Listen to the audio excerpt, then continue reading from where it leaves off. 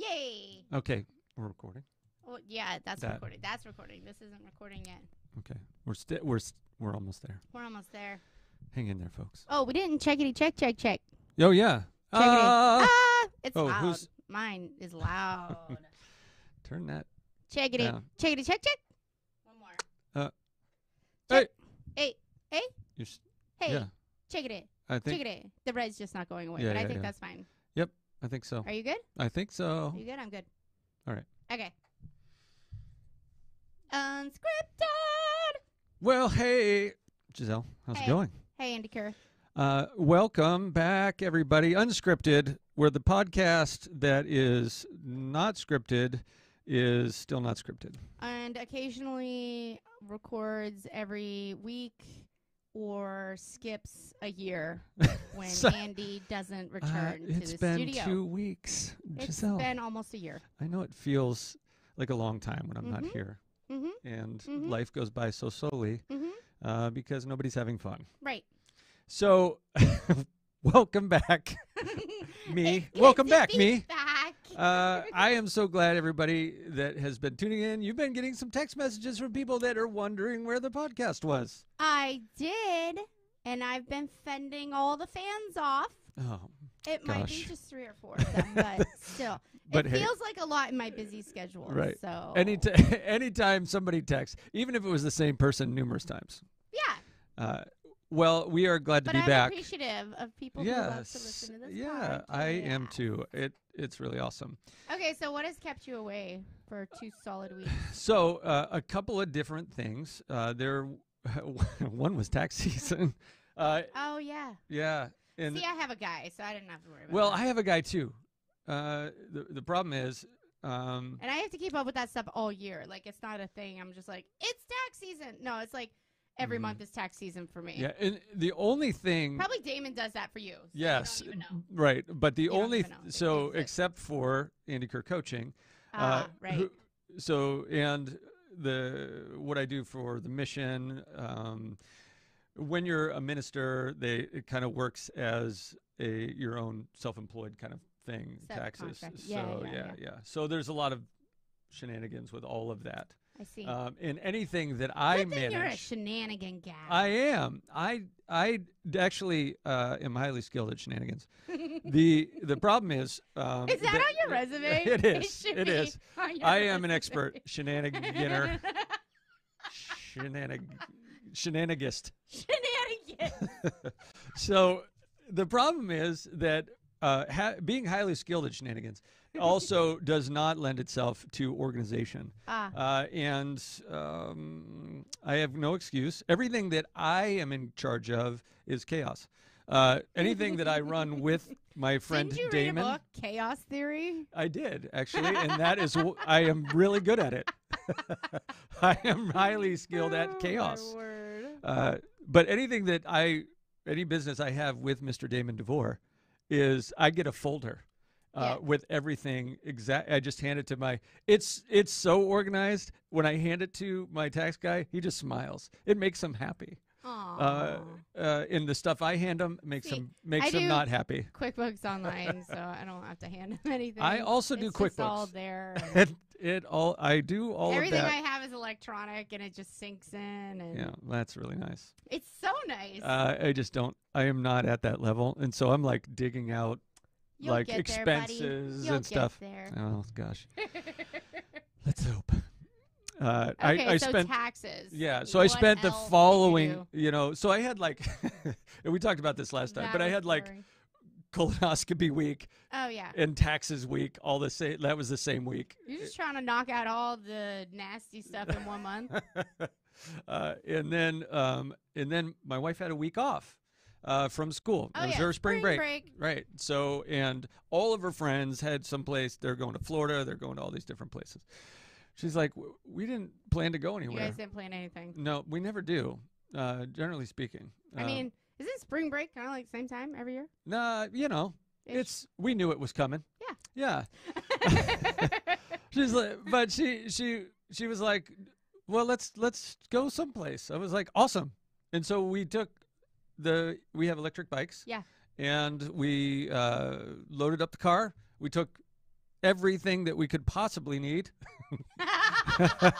Because that's how Jen rolls. Like, I might need this. I'm like, well, we're not backpacking, so it's okay. I am the book bag traveler. Yeah, I know. We talked about this. For 10 days in a book bag. Right. And you're like actively trying to pare that down as time goes on. Yes. Right. And we're just accumulating other things that we could possibly bring on vacation. As long as you go in a car and you have room for 2 people and it's just you 2. I am getting to the point where I'm like, 10 days. I only need 2 pairs of underwear. I got a sink. I got a bar of soap.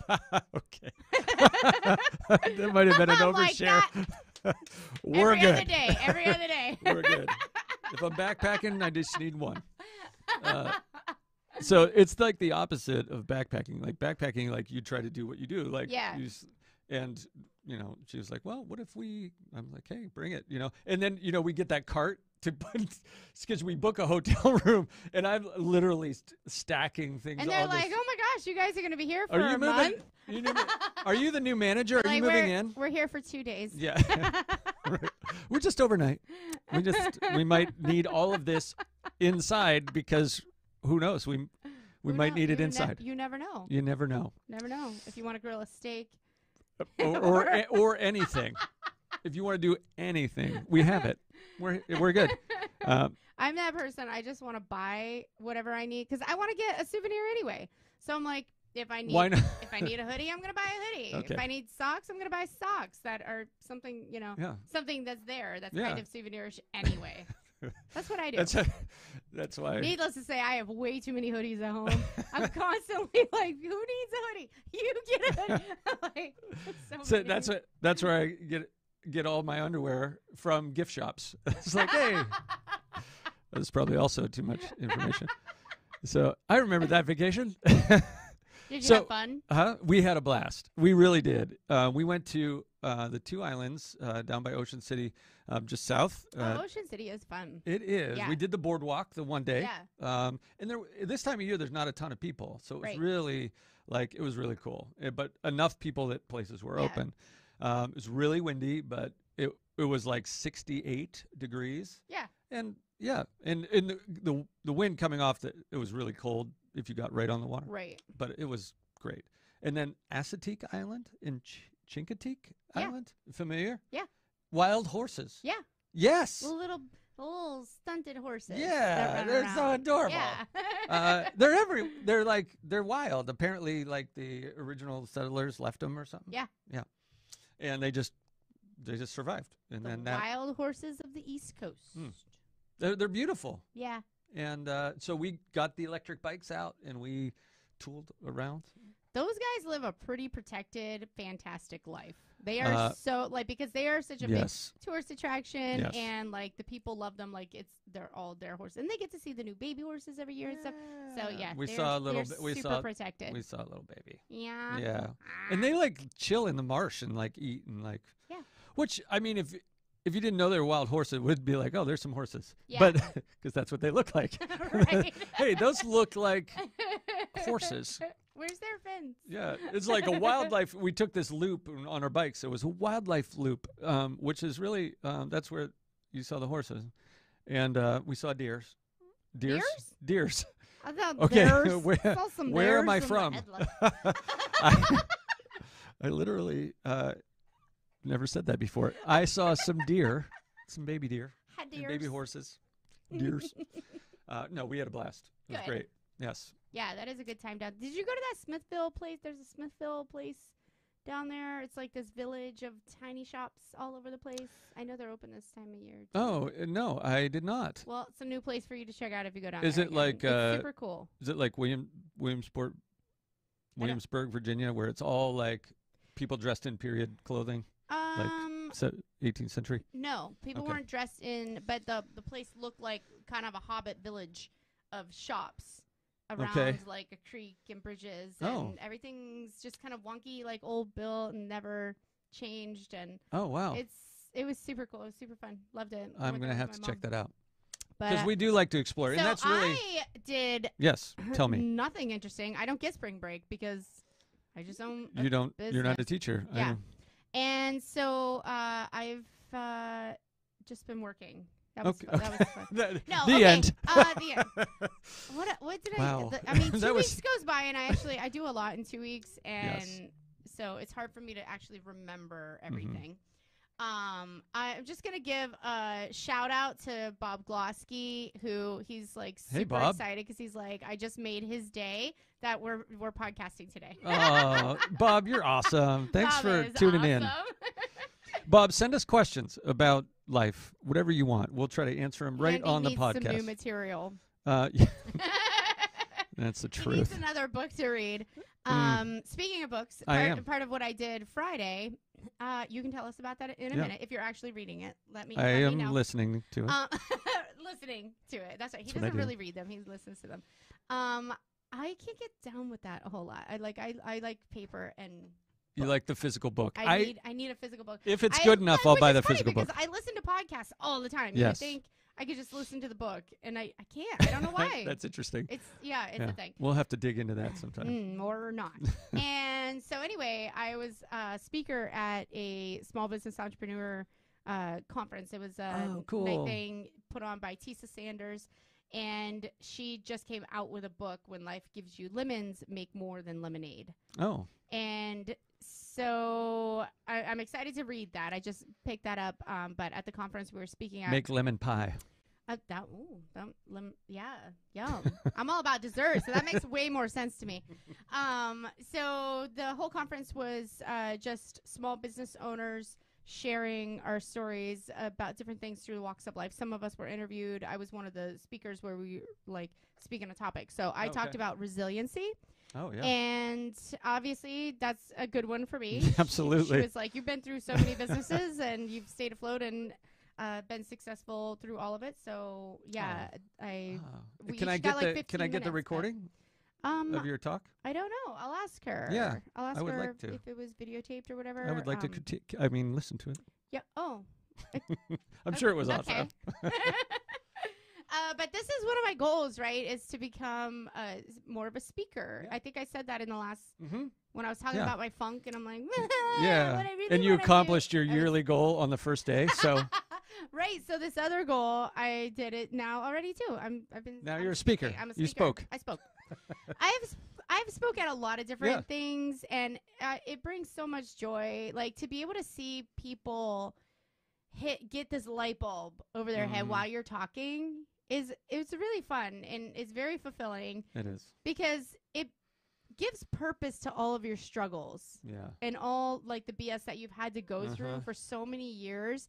And then you share this with other people, and they're like, I know how to handle this situation now. Or, oh, my goodness, like, if I encounter something like that, I have the tools and resources to survive it. And that's a really good feeling to think it's not wasted. You know, all that heartache is not wasted. This can help someone. Yeah. My father had a saying, and still does. He said, you can learn from the mistakes of others, and some people have to be the others. And I'm another. That's apparently you and I. And if we can talk about it and share it and prevent other people from making similar mistakes, right? That's so awesome. Yeah, I'm excited for you. That was great, and the other speakers were amazing who were there. And a lot of the speakers at the table were people who've been along my journey this whole time I've been in the city and starting the cafe and everything. Like my neighbors across the street, Sean and Kenya Johnson, and they own the daycare that's across the street, but they really actually own property investment. A lot of flips, rentals, things like that. Tons of property. You probably know them. Their daycare exists. Oh, that's right. In the old church and a bar. In our previous church. See, it's like Erie is so freaking small. It's crazy. It's crazy. It's so weird. Yeah. By the way, guys, you're welcome for us. we renovated that building. And these old buildings in this neighborhood, oh my gosh, they need so much work. Even mine is just nonstop, just constant work. Yeah. So add that on top of business is already hard to grow and build and create and maintain, and then you have to add this really old building that you, especially if you're not the kind of person that knows how to fix everything in a really old building, and you love it. You love its character, and you love that it's got history. Yes. And that also comes with a cost. It comes at a cost. Yeah. Yeah. Yeah. So, well, you're awesome. I know. I'm excited. So and humble. that's one of the awesome things I did while you were gone. You were changing the world. I was taking a vacation. Good. Well, good for you. Yeah, I mean that's kind of the most of it, and I, for the other part of kind of what I've been focusing on is, to get myself kind of out of that funk, right, and how to grow this business. I think I had mentioned I was going to be on the Athena program thing, so that officially is getting rolling. So next month I'll be working with them, and and that's like an apprenticeship. That's going to help, kind of coaching. Yeah, it's like a coaching, mentorship. Advisory panel, and then you also get the support of the other members because it's a group. Okay, like a cohort deal. So, that's really awesome. So, we'll get really updates on that. looking forward to meeting those people. Yeah. Obviously, we're going to get updates on that. It's kind of it is what we do. This is unscripted, and we just talk about the things that we're doing. So, if anyone cares about our lives, this is what it is. What we do. Sometimes they're more exciting. Sometimes they're not. It is how life is. So we're going to talk about it. It is. So that's going to help. And then this is why you got to put yourself out there and go and do things, even if you're not in the mood or whatever. Right. Because at that entrepreneur conference, I met this really cool lady from Pittsburgh, and they're going to be starting a branch of kind of similar to what Athena's going to be doing for me. But, I don't want to say anybody can join. There's criteria. You have to be in business a year. Apply, you gotta have, revenue. You have to be a legitimate business. But have you ever heard of YPO? YPO. Yeah. Yes. Young Professionals Organization. So they have started, I shouldn't say are starting, because they're going to be starting a chapter in Erie. They're moving one up here. And they already have them in Pittsburgh and I want to say Rhode Island, Massachusetts, Buffalo. So they are kind of an interim between, just starting out and YPO and the other. There's a few different organizations at that level where you're making over $1 million, probably $10 million. And I don't know how much you're keeping, but at least your company's making them. It's a revenue thing. It's a revenue not a profit thing. Right. If that was the case, I don't know if these organizations would exist. But I'm very excited that not only one organization, but two organizations kind of simultaneously came into my life to basically do what I was saying. I need something to help me work on my business. Oh, wow.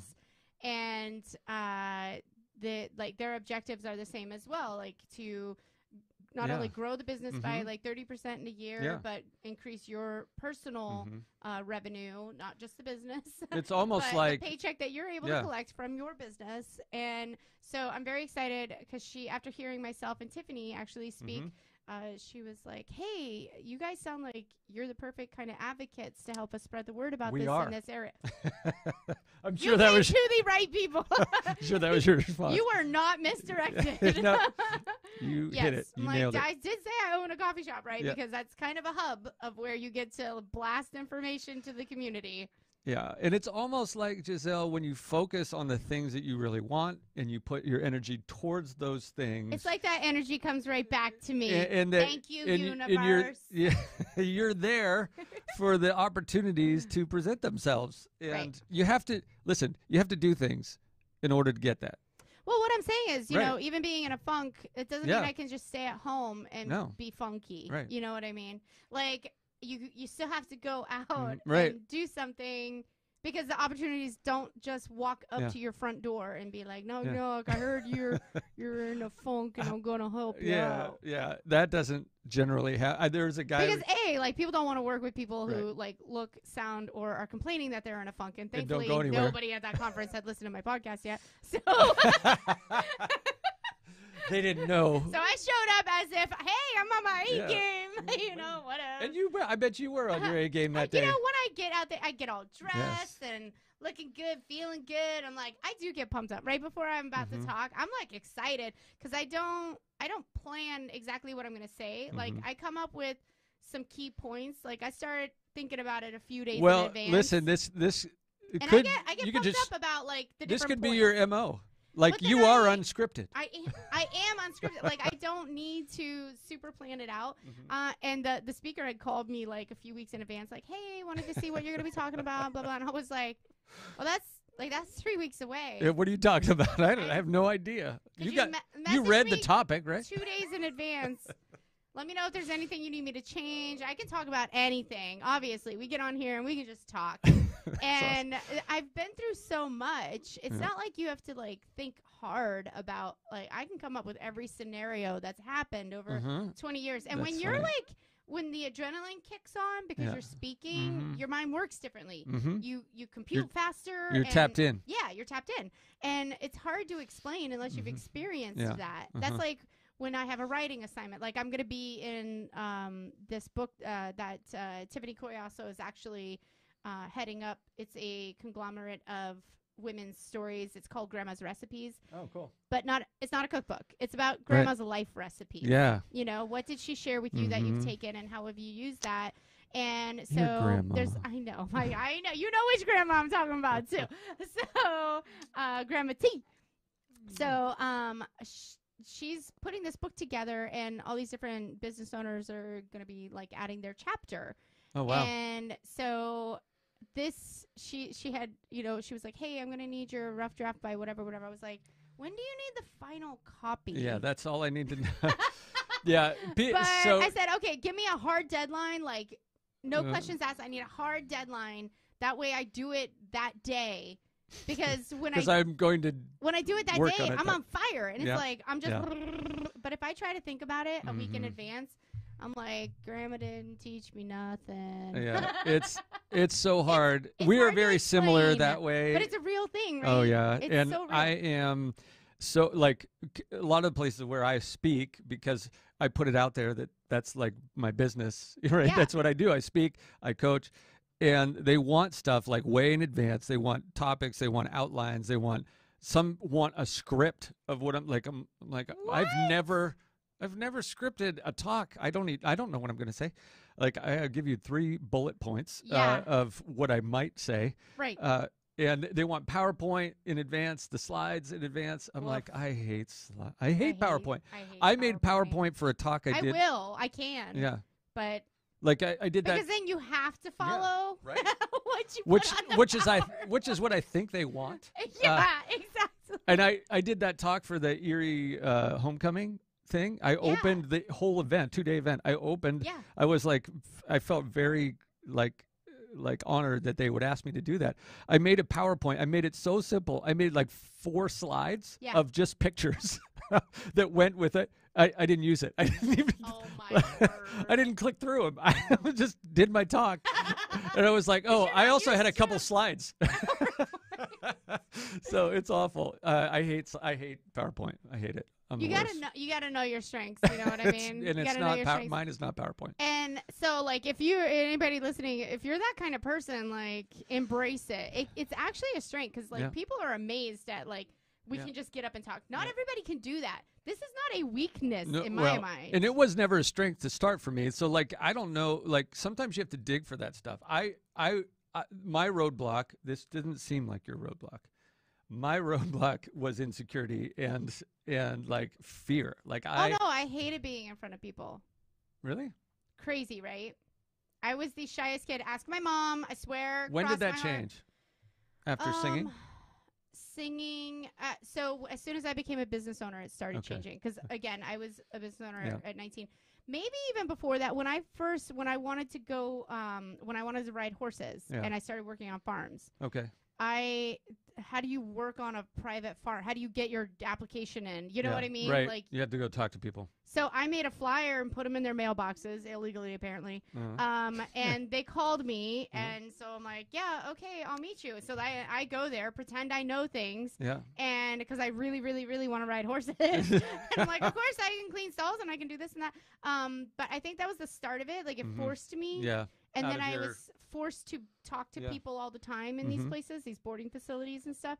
That was kind of the start of it. But owning a business in that same vein, I had to force myself to go talk to people, to have kind of a presentation ready. You know, you got to have your pitch ready and how I'm going to sell you this cleaning job. And like, so that really started it. And then once I had curves, it was just like non-stop people coming and going. And so the repetition of it got easier. Starting to read people got easier. And so all those things just made me more comfortable in front of people. What's really interesting and fascinating to me is I had all of that, like comfortable talking to people, going places, starting conversations with strangers, all that, until I walked on a stage.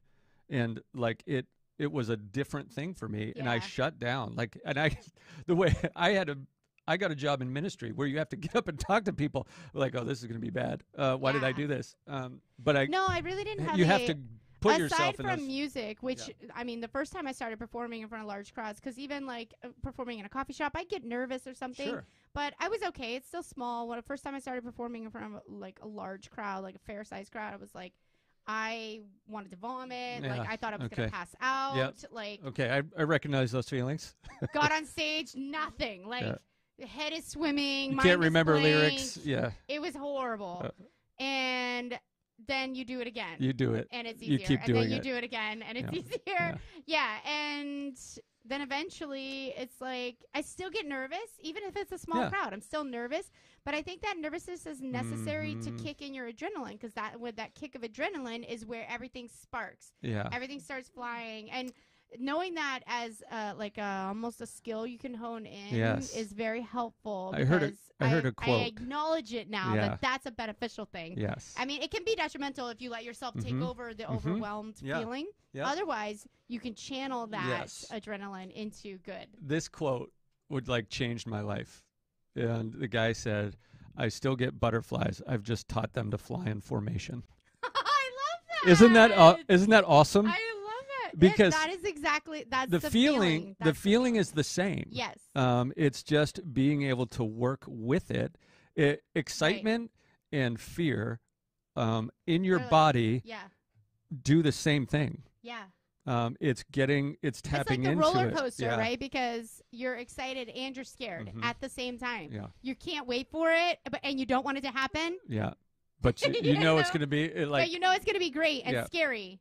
And amazing at the end. Yes. Yeah. And that is the feeling like that I get like getting ready to talk, right before you speak. That's why I don't eat. Yeah. I don't drink a whole lot. Nope. Like I'm sipping on water, but like I will not eat because you get that stomach, the butterflies. Yeah, it used to happen before if you eat, it's nausea. If your stomach is empty, it's butterflies.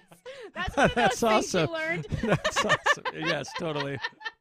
And I think every music performer I talk to, they've said they're like, I don't eat either. I think we innately just kind of figured out adding food creates nausea. Yeah, this is then my stomach has something to work on. Yes. And if I don't give it anything, it's not going to reverse. Instead, you get up and you have this ball of energy right in your core, and you can allow that to actually propel you to have like all the energy you need to be a great. And I imagine, and maybe this is, as we dig for gold in unscripted podcast, it takes us a little bit to get there. But so if just a life hack, if you want to go to the last 10 minutes of any podcast, is when you're going to get the real stuff. If you only want information, that's useful. Yeah.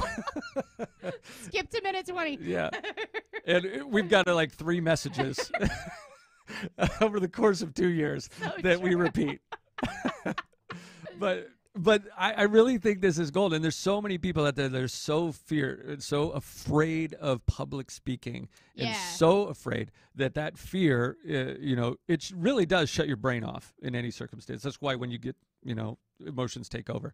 But if you can get it so that you can turn that excitement into energy, sometimes I jump up and down. Sometimes I like.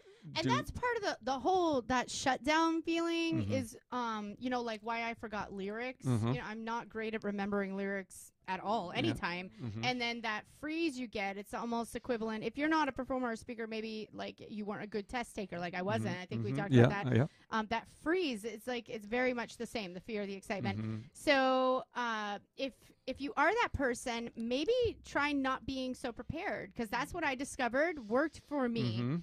was not having things scripted out, and that you was have something to find I could your actually strategy. channel into being great, because it turns out I'm just good at talking. Like, if anyone walks up, I'll give them the same passionate talk as if I'm on stage with everyone, because it's impromptu. You will. She will. But if I try to write it out, I have to remember. Yeah. And then there's this freeze that happens in your brain. Like, I'm forcing myself to remember exactly one pinpointed thing. But if I don't force myself to remember one thing, I remember like hundreds of things. Yeah. And what's really fascinating Stuff is I totally forget on any normal day that I ever did or But knew. it relates. Like, your brain is searching for relevant information. And when your brain is so much better at processing than we are. Like, if we leave it alone and let it process, it will give us things to use. And for some people, so whatever causes that anxiety it stops your brain from working. And for some people, it's having the script in front of them that helps them relax, even if they never look at it, because it's there. For a long time, I had to have notes. Otherwise, like, I couldn't go on, because at some point I was afraid of that inevitable shutdown, which literally happened to me in front of crowds before, and I never wanted to live that again. And it needed something there. The other thing for me was telling stories, and that's where A Story and a Point came from. Yeah. And that relieve my anxiety, because I don't need notes for that. I know what happened. What's funny is I need bullet points to keep me on task, to bring me back. If you've noticed, okay, that might not be apparent in this Unscripted podcast. has no bullet points, by the way, just in case you were wondering. But when I'm speaking, even if they're just mental bullet points, it'll give me something. That's why I'll think about like 3 major things I want to hit, because in those major things, I've got lots of stories, and I can go off on lots of tangents. So even in the middle of speaking Friday night, I was on a tangent, and then, I have this, I'm really good with time. I've had to been timed on so many things for so long. Like, I just kind of have this intuition about, I think I've been speaking, maybe it's music, because, music goes in about 3 to 5 minute songs. Yeah. Right? Oh, that's interesting. 3-minute songs on the radio, 5 minutes when you're kind of acoustic and live. So my brain works in like 5-minute increments. So when she said I've got 15 minutes, I was like, perfect. 3 bullet points, 5 minutes each. Right? Oh, wow. And so I felt like I didn't even know. I didn't have a clock to follow. I felt like I've been talking for 5 minutes. And then I went back to my head and was like, I'm on a tangent and I could keep running with this, but I know there's another bullet point. Get back to it. And then I did that again. And sure enough, I sat down and I was exactly like 14.5 minutes, because I started my phone before I got up. Yeah. Because I like to challenge myself, like to see how I hold on to it. Yeah, and if you are somebody that, like, can talk, like, I can go over and tell more stories. Yeah. But nobody likes that. Right. And they like the stories, but especially at a conference where it's being intentional about learning very specific things to give them tools to take away so they can go work on their business. And you got somebody speaking after you too, so. And I've had the honor of being chosen for this. Yeah. Like, you need to give that, yes, you need to respect that. You need to give them really solid material, because they can go to our podcast and listen to stories all day, which I told them literally to. Don't you worry. Literally all day. That's awesome. I'm excited. I want to see. I'll tell you about the book once I get through it. This whole lemonade, Tisa Sanders. The whole when life gives you lemons, make more than lemonade. I'm excited to read about that. I love anything about small business entrepreneurs, because there's so many giants out there who write books. Yeah. And I know they might have started out small. A lot of them didn't, because they had money, family money, but some of them did. They started out small, but those giants usually progressed through the small business phase so fast. And like, I know you were a small business, but like, success, congratulations, hit you so quickly. You didn't actually have to endure being a begrudged small business owner for a while. And it is different. I'm just going to throw that out there. It's different, guys. And I'm not envious, but I'm glad they reached that level of success, because they are somebody that I can look up to. When I get there. Hopes for greater success. Do you want to know something crazy? I just heard a statistic that the SBC, the small business. SBA, they consider a small business Anything under $25 million revenue a year. I was about to say, you're going to be surprised at what they think is small. Isn't that insane? Yeah. Yeah. $25 million. Million dollars. Million dollars. Yeah. And probably 90% of small businesses out there don't make $100,000 a year. Is there a micro business? Is that? I think they're actually working on doing that. Because it doesn't seem like. COVID kind of started that micro business loan. Right. Yes. And because what is $2,000 to a place that's supposed to make $25 million bucks? Yeah. Their electric bill? I don't know. Yeah, dumb. So dumb. So it's like they need micro business, small business, like because I consider what I do a small business. Yeah. But no, it is. It's an infinitesimal business compared to it's a micro, then a microscopic. Yeah. So atom, electron. So think about that, people. Like maybe you got to do it. You got to try it. Stuff for you. I think that's the thing. Like you have to go do yeah. stuff. You have to try things. You have to do things that are scary. Even if you're in a funk. Yeah, especially. Maybe especially if you are, and you want to keep growing your business, like myself. It's not easy every day, and some days are super frustrating. You just want to light the place on fire and say goodbye, but you don't, because the next day you wake up and you're like, I can do it. I was talking to this guy. I was coaching him, and he was interested in developing a relationship with somebody, and a significant other. Eventually hoping to get married. And I'm like, so where do you meet people? He's like, what do you mean? I was like, dude, you got to leave your house. Like they're not. People don't walk up and knock on your door. Yeah, right. You got to go. You have to go places. Got a message in a bottle. And not just like to the grocery store. Like you got to go places where people have a tendency to interact. That stuff in the movies, it's 99.9% not true. Yeah, you don't just bump grocery carts and then fall in love. Right. Just probably not going to happen. No, it's just but not. It's more likely going to happen. If you're going grocery shopping, then if you're just ordering food and having it delivered, like don't use you have to because the delivery driver you have to leave your house, married or with somebody because they're out of their house. That's the message. Do things. Do things. Yeah, get out there and keep yourself rolling. There's just the thought of like having to go work for somebody else gets me up the next day. Like no, I can do it. No, I'll do it myself. Okay, I got it. I'm good. That's awesome. Well, Gisele, sorry I took a 2-week break. Yeah. I'm back. Don't do it again. Don't ever take another vacation. Dare you. Love you guys. Okay, guys. Peace out. All right.